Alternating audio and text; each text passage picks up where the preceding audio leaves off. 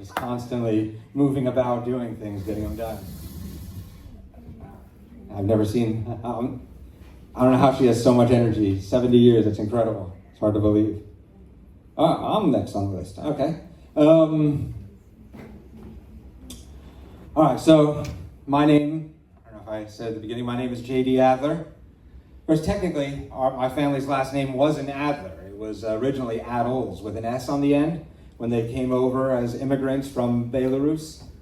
But when they got to Ellis Island, there was a bunch of Germans there named Adler, and the guy at Ellis Island just wrote Adler down for our name too, and my family had been so long accustomed to being scared of government people and of arguing with them that they just took it and were happy to have the paperwork. And so now I'm a German named Adler, apparently. But that's not actually that's only part, that's just the beginning of the story.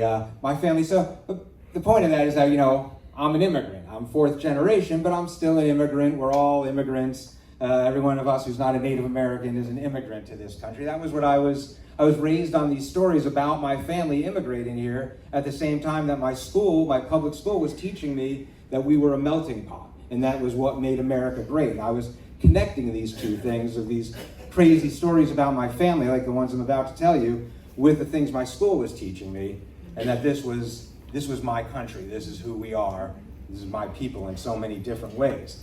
Like I said, I'm fourth generation, so my great-grandparents came to this country when they were kids. One of my great-grandfathers, Isidore, on my father's side,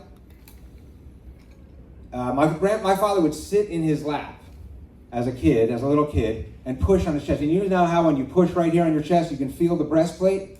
Well, my great-grandfather Isidore, Zadie as they would call him, which is Yiddish for grandfather, when they pushed there, there's no chest plate there. It was just soft flesh over a huge indent. And my father, as a little kid, would push in on the flesh to amuse himself. I don't know how Zadie felt about it, but he let him do it. And the reason he had this indent in his chest was because when he was a little kid, 10, 11 years old, in Belarus, which at that point, this is before World War I, was still before the Communist Revolution, is still controlled by Tsarist Russia. Then the Russians would have Cossacks, Ukrainian mercenaries hired by the Tsar to be enforcers in Eastern Europe, and they would go through the village on a pogrom, running through, raping and pillaging, knocking on doors, kidnapping people to conscript them and stealing their stuff. Basically what ICE is doing today, maybe one or two steps harsher. And my great-grandfather, he's a little kid, he's 10, 11 years old, maybe a little bigger, and standing in the middle of the street, and this Cossack is charging down the street on a horse directly at him, and he's frozen with fear in the middle of the street as this horse comes charging at him, and BAM! Runs him over. Horse, hoof, directly in the middle of his chest, crushing his breastplate. The Cossack leaves him for dead and takes off down the street. He doesn't die, he survives, the wound heals over, and like I said, he had for the rest of his life this fleshy spot there where that was like an indent. Now while this is going on, he's a tween, almost 1,000 miles away, southwest, in Hungary. Another one of my great-grandfathers on my mother's side of the family, Poppy, he's being kidnapped by gypsies and sold, basically trafficked, under today's lingo, sold until he ends up in Utah in a salt mine, forced labor, as a kid being forced to mine for the Mormons in the salt mines in Utah.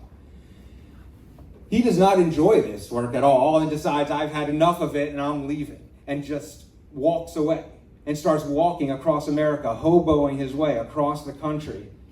Makes it all the way back to New York where he knows his sister is living because she's immigrated here properly years before.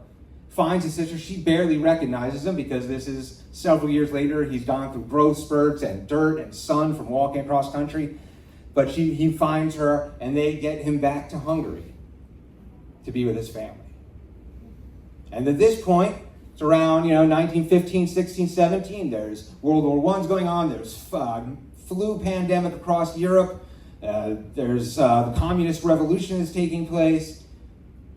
people are getting out of Europe as fast as they can and coming to America, including both sides of my family. They both sides actually settle in New Jersey, North Jersey, just about a dozen miles away from each other. Never know each other at that stage. Another generation. And my parents both end up at Temple University, first in their families to go to college, where they meet, fall in love, get married, and eventually I am standing here, the child of immigrants, an immigrant myself, essentially, in this country that is somehow thinks shutting people out is going to make them stronger when our entire history is built upon bringing people in and combining those different cultures in order to make ourselves as strong as we've been. That's my story.